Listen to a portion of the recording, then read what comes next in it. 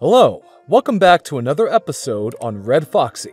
If you like what you see, please like, subscribe, and click on the notification bell so you don't miss out on new content. I cheated on my husband and it was awful. He knows and I think I'm going to lose him. So, since I'm not sure where to begin, I'll just go ahead and do it. I committed a major oversight. I was a complete and made a comment in another sub about wanting an open relationship, which my husband found out about. A large disagreement ensued, during which he stated certain things that I did not agree with, prompting me to leave the home and take a stroll around the neighborhood.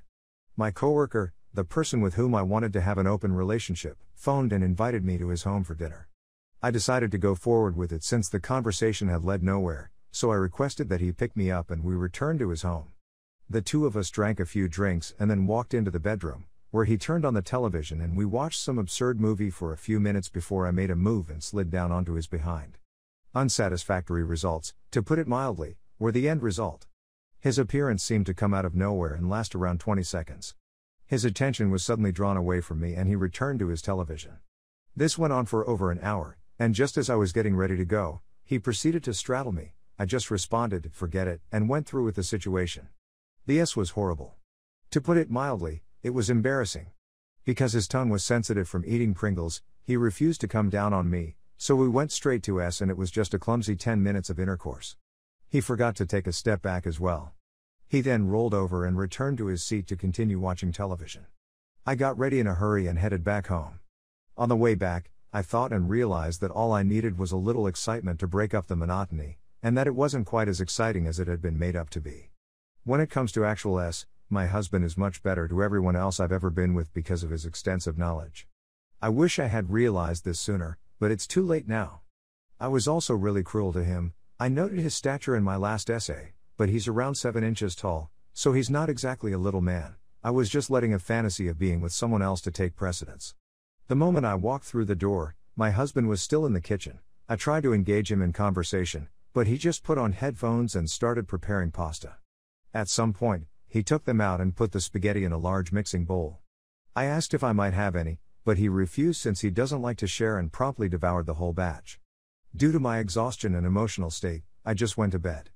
A little over an hour later, he roused me up, and I figured he was trying to have S with me or something. Instead, he just took my blanket and threw me a towel before strolling into the living room and settling down for the night. I went back to sleep once I found a rug to sleep on. I tried to talk to him when he was sitting on the couch, but he didn't pay attention. I got up early because it was cool outdoors and the heater in my room had been turned off. Because of this, I had more time to ponder, and I realized just how badly I had messed up, and that I needed to concentrate on being a better wife. I tried to talk to my husband throughout the day. He's just non-responsive. After making a move at him, he turned away from me and left the room, which was something he'd never done in his whole life. If he was too drowsy for S, he'd at the very least go down on me, but today he looked completely disinterested in anything at all, even me. I've also noticed that he hasn't had anything to eat or drink today, and he seems to be very fatigued. Despite my best efforts to engage him and get him to sit down, he just stood up and departed the house. I tried to reach him, but his phone went to voicemail, so I texted him to tell him that I loved him and that we needed to talk as soon as possible for the sake of our relationship. This is what he emailed me in response. "I am no longer interested in having a dialogue or getting married with you. I'm going to be staying someplace else till the end of the year. I expect you to be gone by the time I go back to my room. I don't want you to come back to this place since it used to be my home. I've contacted an attorney, and will now communicate via her. I am no longer in possession of this phone number. I made a few phone calls and learned that my husband was staying at my sister's house. I'm concerned because she's attractive and unmarried, and I'm aware that she's had a minor crush on him for quite some time. I'm concerned that she'll take advantage of this to make a pass on him." Asked what was going on, I called her and she responded by telling me that she loves me but that she would not support me after what I'd done, and that we should not interact for a long period of time. Though I see my error, she's my sister. And she's supposed to be there for me right now, rather than playing housewife to my husband, which is what she's doing today. I was told by my sister's next door neighbor that my husband and sister had been shopping together earlier in the day and that she had been acting like his lover. What should I do about it? I'm not sure what to do since I feel duped. I adore my sister, but I loathe her right now for what she has done. All I hope is that she doesn't have her way with my husband. A lot of things have happened in a short period of time, and I'm not sure what to feel or do at the moment. All I want is for things to return to their regular state. Please accept my apologies for the lengthy article, but I just wanted to vent. I'm well aware that I made a mistake, but I had no idea things would turn out this badly. Story 2. I think my wife is cheating on me. Background: I'm a USMC veteran suffering from PTSD and despair. I've been getting VA assistance for almost 12 years. After I left the Marine Corps, I met my wife. She, too, is a Marine veteran. I am a 100% service-connected disabled veteran. I presently remain at home while she works from 2 p.m. until 12 a.m. We used to have sex on a regular basis when we first started dating, 2013. Then I screwed up our finances by using our personal credit cards to investigate our failed commercial operations, 2017.